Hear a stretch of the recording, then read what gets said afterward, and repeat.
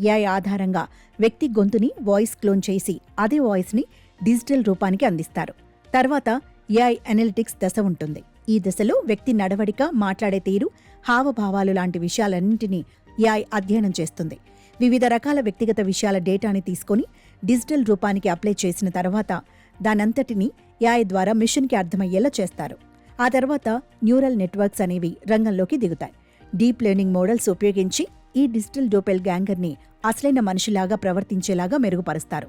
చివరిగా real time sync అనేది జరుగుతుంది. అంటే ఏఐ ఆధారంగా ఆ డిజిటల్ రూపం మనతో రియల్ టైంలో స్పందించగలుగుతుంది. ఆ తర్వాత ఇంటిగ్రేషన్ అండ్ టెస్టింగ్ దశ. ఇందులో విఆర్, ఏఆర్లతో పనిపడుతుంది. అంటే వర్చువల్ రియాలిటీ, ఆగ్మెంటెడ్ రియాలిటీ అనేక వాతావరణాల్ని వర్చువల్గా కల్పించి డిజిటల్ డోపెల్ గ్యాంగర్ని రకరకాల పరిస్థితులకు గురిచేసి దాని ప్రతిస్పందనల్ని పరీక్షిస్తారు. ఇలాగే చాట్బాట్స్, వాయిస్ అసిస్టెంట్ల ద్వారా ఆ డిజిటల్ రూపం తాలూకు డిజిటల్ వ్యక్తిత్వాన్ని కూడా పరీక్షిస్తారు.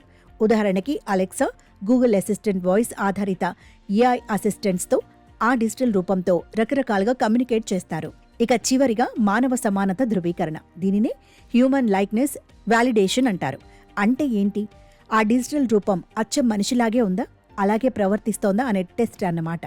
ప్రాణం లేనిదే అయినా ఆ డిజిటల్ మోడల్ నిజమైన వ్యక్తిలాగే ఉంటుంది, ప్రవర్తిస్తుంది. అయినా అది మనిషికి ఎంత దగ్గర పోలిక కలిగి ఉందన్నది ముఖ్యం. అది ఈ పరీక్షలో తేలిపోతుంది. మొత్తం మీద మనిషికి డిజిటల్ డూప్లికేట్ని తయారు చేసే ఈ మొత్తం ప్రక్రియలో ఎన్నో రకాల టెక్నికల్ టూల్స్, సాఫ్ట్వేర్లతో అవసరం ఉంటుంది.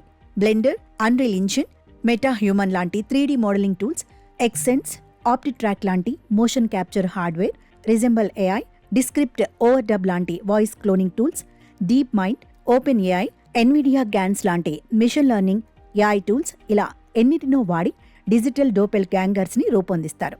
ఒక్కసారి ఈ డిజిటల్ ట్విన్ రూపొందాక దాంతో అనేక ప్రయోగాలు చేసి చూసే అవకాశం ఉంటుంది.